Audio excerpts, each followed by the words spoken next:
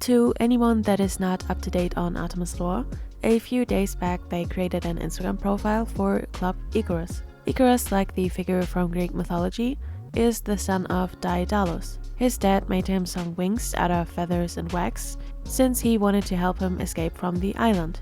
Icarus flew too close to the sun, despite being warned by his father not to do so, and the sun melted the wax, so he fell into the sea. The meaning of it all could be that this story is a warning against hubris, excessive pride, and disobedience, symbolizing the dangers of overambition and ignoring advice from wise people. But something that not many people think about is, why are Icarus and Daedalus even imprisoned on the island by King Minos? Daedalus was a brilliant inventor and craftsman, and while he served King Minos, his deeper loyalty seemed to lie with humans and their integrity and justice. By helping Theseus, a human hero, defeat the Minotaur and escape the labyrinth that Daedalus created himself, Daedalus shows what he believed was right over his loyalty to the tyrant King Minos. But that act of defiance came with consequences. Minos punished him harshly, showing that doing the right thing isn't always safe or rewarded. In a way, doing the right thing is the more difficult thing to do, especially when it means standing up to someone with power. So Daedalus acted heroically, but he and his son paid the price for it, by being imprisoned. Both Daedalus and Icarus escaped with the wings, but while Daedalus flew not too high, not too low, Icarus, caught up in the thrill of flying, ignoring his father's warnings, he flew too high, leading to his wings breaking, and so he fell into the water and drowned. So Daedalus did escape, but the tragedy is that his son didn't make it, despite his efforts to protect and guide him. Icarus' death is important because it transforms the story from a clever escape into a tragic lesson, one that is about the human limits, hubris, and loss. For Icarus, his death symbolizes the danger of overambition and ignoring wisdom. It's a warning about youthful recklessness and the cost of defying Mother Nature or wise guidance of his father. For Daedalus, the loss is deeply personal.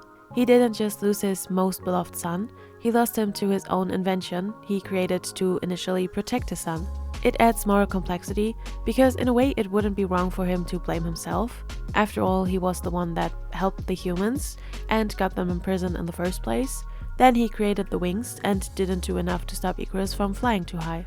He's a genius, but couldn't save the one person he loved most. His grief becomes a symbol of how even the smartest plans can't control everything, especially not the forces of nature, human desire, and the feeling of freedom. The story reminds us that freedom and ambition must be balanced with humility and wisdom. Icarus' fall is tragic, but Daedalus' survival is almost more painful since he carries the burden of success alongside with unbearable loss. In the future, he will have to be more careful while creating things. So why is this part of the story so important? Well, first of all, the story of Daedalus helping the humans, giving them forbidden knowledge, reminds me of the YYXY members and their biblical references. Eden is a cruel place that wants to keep the members as innocent, uninformed, and as inexperienced as possible. When the girls are tainted by sin, it's basically just a way to paint their experiences as something bad. The fruits give them a way to experience things never seen before and understand their surroundings better. It opens their eyes to the this far invisible horrors of their existence in Eden. And that's also why Eve is bored by her life in Eden once she ate the fruit, because now she knows the difference. So sin in its original form, i.e. eating the apple of knowledge, is something that emancipates humans from gods. It gives them a new perspective and independence. It's something good, basically. So when Daedalus gives the knowledge of how to escape the labyrinth, he shares something with the human that saves him. It's something good, but he still gets punished for it. Likewise, when we think about Eden, YYXY giving fruits to the YYXY members is something good, but it's painted as evil. They are seen as the biblical snake that taint Eve to give in and eat the apple. And in the case of the Loonaverse, YYXY helps to free the YYXY members, but now they still get punished for it. In my birth and virtual angel analysis videos, if you haven't watched them, check them out, I talked about how I believe there to be two sets of members, the real ARTMS members and then the fake false idols, the virtual angels. This could mean that because the ARTMS members gave their knowledge to the Lunas around the world, they need to be punished. They are trapped in Eden, made to live through an endless labyrinth that they cannot escape the light being from, like we see in the birth MV. And meanwhile on Earth, the light being creates these perfect copies and makes them manipulate the Lunas around the world. In the end, the rebellion is stopped by making them believe that they could fly high, but in a way giving them wax wings on purpose. They made the girls believe that they could fly and took it away from them when they needed it most. These are not divine beings, but divine. Again, this becomes important, something that looks divine but is more devilish. Now, one of the girls was able to get away, maybe because she wasn't able to see ARTMS. Remember how I explained in my last 2 videos that BB's galaxy eyes are a symbol for her being able to see ARTMS? And now, what does BB do in the later MVs, like Girls' Night? Well, she has to look through a video camera to see ARTMS, not unlike this girl. Also fits into the cinema theory video where we only see Jinsol through the VHS camera because BB recorded her, i.e. BB also probably wasn't able to see Jinsol with her naked eye. Now, this girl that survived took on the responsibility to do better. She saw what happens to these girls. They are meant to be sacrifices, so she does something that is undetected by the light being. She creates this underground club, a club that dresses in alternative clothing, is anti-establishment and wants to become free of the influences of the goddess. These girls are trying to bring back the real girls, the real ARTMS members. They want to go to this in-between place, the paradise, not unlike the other circle members, who changed Middle-earth to create a bridge to Eden to save the YYXY members. So these Lunas around the world now might want to do something similar. And this is where the references to Icarus become very important. But in a way, the girls turn the symbol of Icarus on its head. Unlike with Icarus, where doing the right thing dooms you, ARTMS show us a new side to this story through Burn. It's a powerful reinterpretation and a meaningful twist on the original story. Icarus falls and dies because he flew too close to the sun. The story is usually a warning, don't overreach. Once Icarus' wings melt, it's the end there, no second chances. But in ARTMS Burn, the reference to Icarus is transformed. Instead of focusing on failure or punishment, they reclaim the image of burning as being part of rebirth. The idea is, even if your wings burn, you can grow them back. You just have to try again.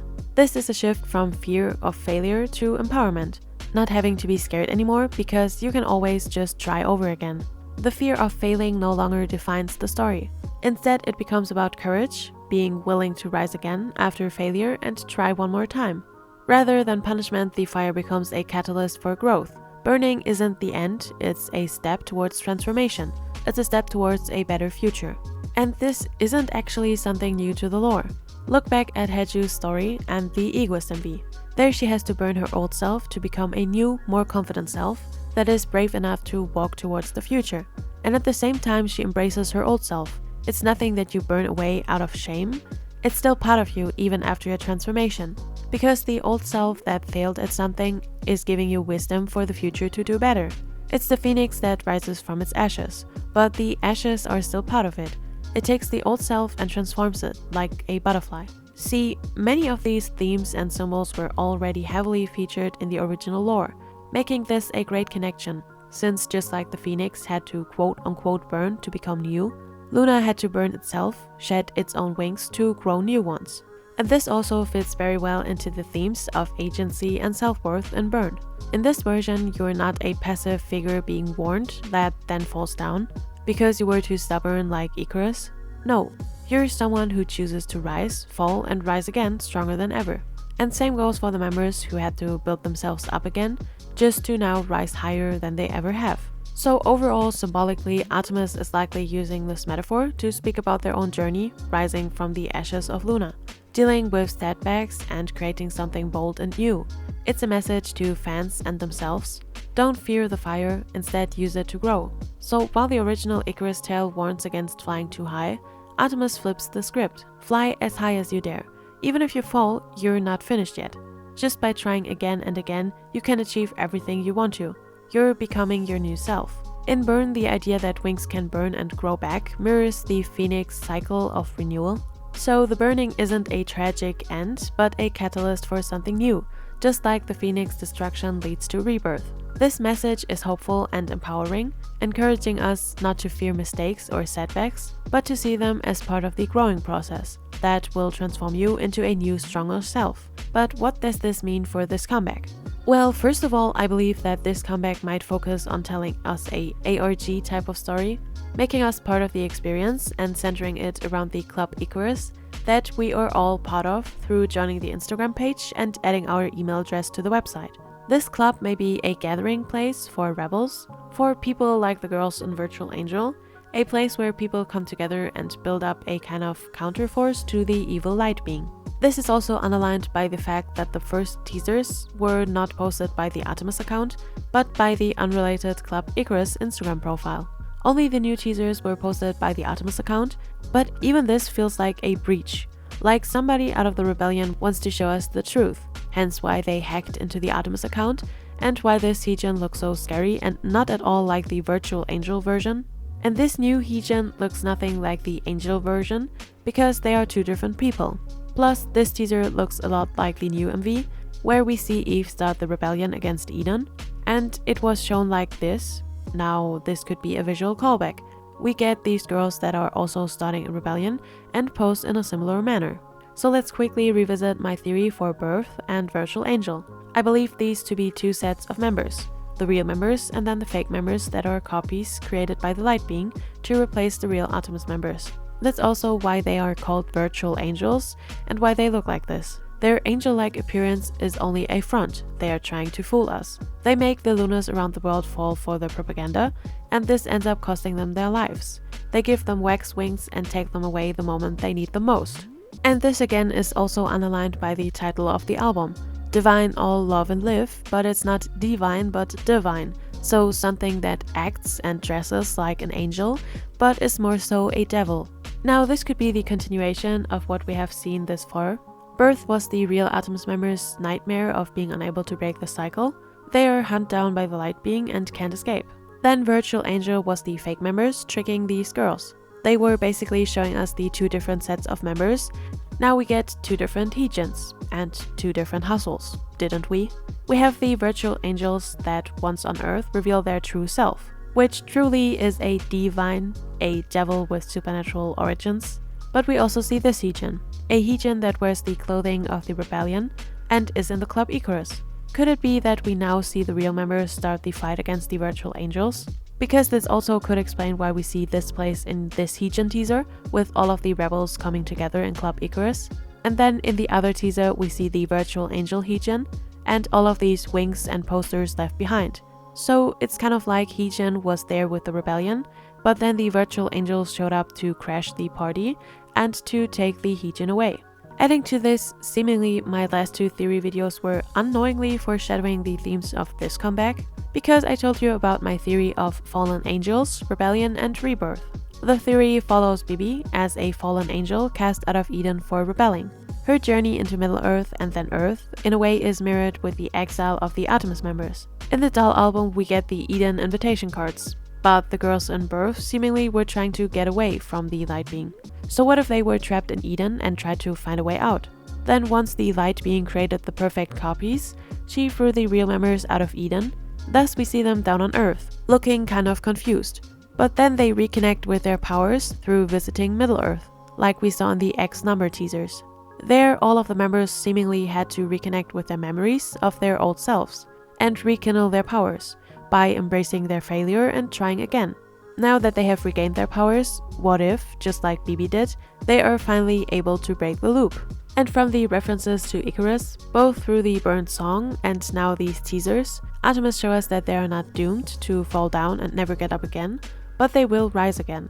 Club Icarus isn't a cult, it's a movement, an underground resistance reclaiming their powers and saving the Lunas around the world from being sacrifices for the light being.